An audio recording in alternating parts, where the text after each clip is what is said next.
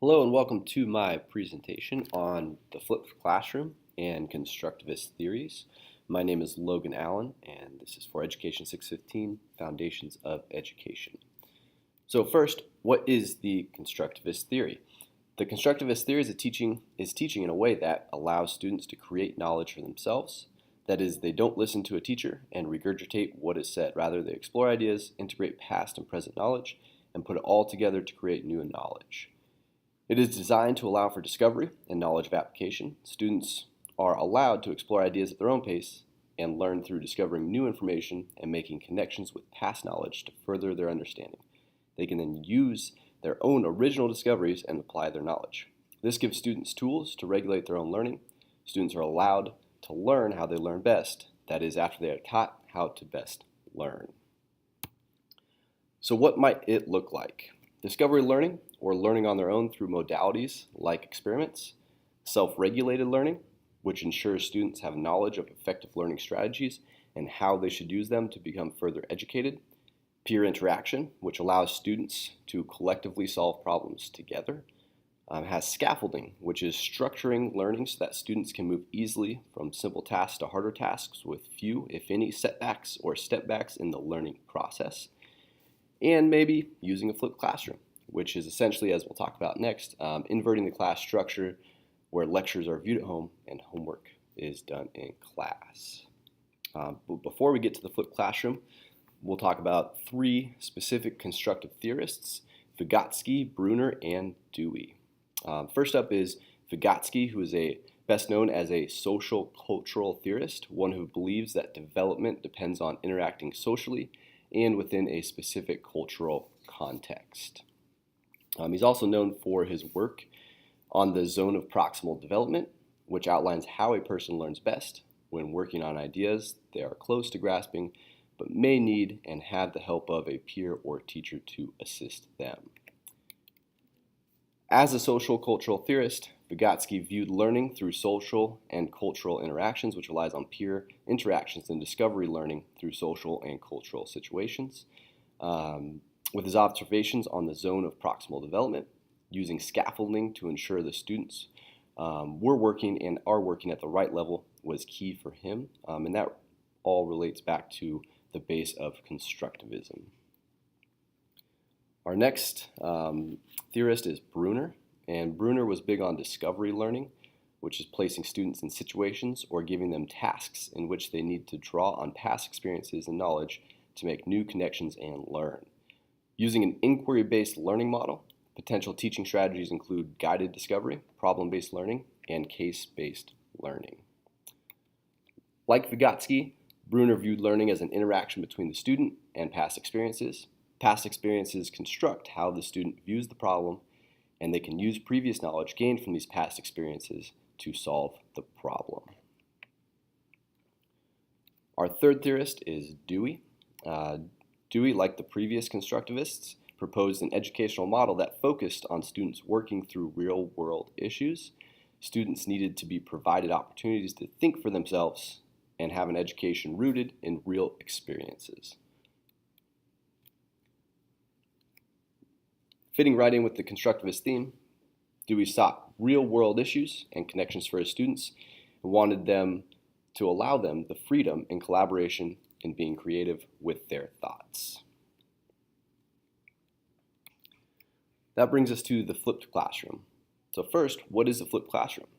A flipped classroom is essentially a tool used by teachers to turn the classroom upside down. That is, students will perform activities normally done in the classroom at home, and then the class time will be used for completing what would normally be homework or for more interactive lessons. So the flipped classroom and constructivism. A flipped classroom is supported by constructivism in many ways. First, there is a lecture time by the teacher. There is less lecture time by the teacher. Students will engage in those lessons that are lecture at home. For example, a teacher will record a PowerPoint containing necessary information as their homework. Secondly, this allows more time for discovery learning through activities like experiments, more time for peer interactions due to restricting lecture time by the teacher in class, and allows for more student-regulated learning as they can watch or listen to lectures and notes at their own pace. Students who are using the flipped classroom model are also more involved throughout the learning process. A flipped classroom can lead to better scaffolding. Students can basically use the lecture and notes to solidify discoveries and learn how to regulate their learning needs at home and find what methods fit best for them. A flipped classroom will allow the teacher to better tailor the classwork for individual students to move at their own pace and make their own connections, rather than the connections having to be made by the whole class before they can move on. So for my at-home lesson in my flipped classroom model, I've chosen a series of videos using the Khan Academy websites. Their homework is to watch a series of 4 videos about biochemical cycles on Earth. They range from about 4 to 9 minutes. The first video is a biochemical cycle overview. The second video contains information about the water cycle. The third video contains information about the carbon cycle, while the fourth video contains information about the nitrogen cycle. After they view their homework, when they come to class, they will have stations, 5 total stations. The first station contains vocabulary terms associated with each cycle. Students will work independently on correctly identifying vocabulary terms associated with different learning style, or with each different cycle, such as sequestering, infiltration, and fixation. This connects to constructivism. It allows for scaffolding by giving students a way to regulate their learning at home. They can spend as much time as they need on the videos at home, and then in class, if they work hard and they understand the vocabulary terms of this station and the next station, should be relatively quick for the students. So that brings us to station number 2. Once they have identified the vocabulary terms, they're then going to get pictures associated with terms for each cycle. Students will work independently again on correctly matching pictures with vocabulary terms that they have previously mastered, such as sequestering, infiltration, and fixation. This is again going to demonstrate scaffolding. Students who understand the terms the best will move through the fastest. Those that need a little bit more practice will have the time to sit there and make sure they make the connections on the key vocabulary terms before they move on to the cycles themselves. Station 3 is where they will work on creating cycles. So they're going to have the vocabulary terms they just learned, and then depending on the level of the student, they will be given a blank copy of a simple or more complex diagram for each cycle. So those students that move through the vocabulary terms fairly quickly will be given a more complex diagram to use, and those that take a little bit more time on the vocabulary terms will use a little bit more of a simple diagram. The diagram will just be blank and have arrows and pictures, and they will have to match or correctly place each term they have previously practiced in the correct area on their diagram.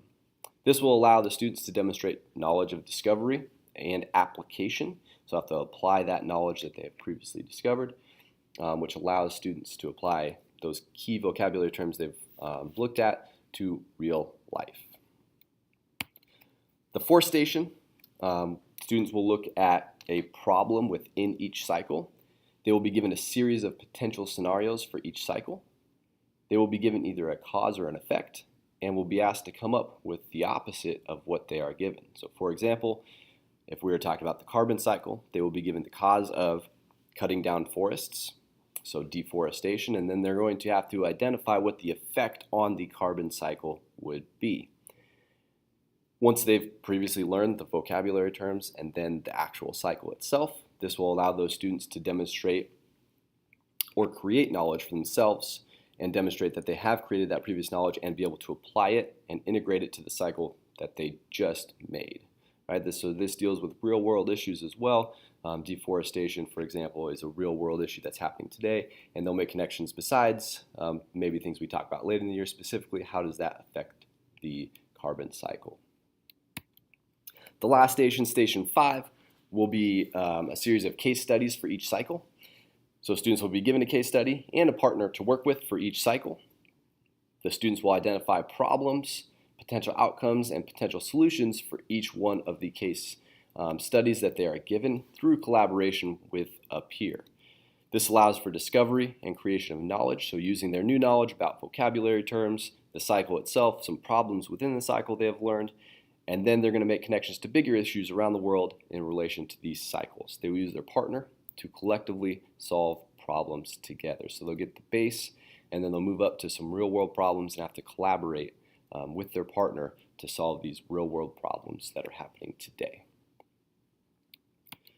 Thanks for watching. That was my PowerPoint on the flipped classroom and constructivism, and I will leave this reference slide up for a few more seconds so you can take a look.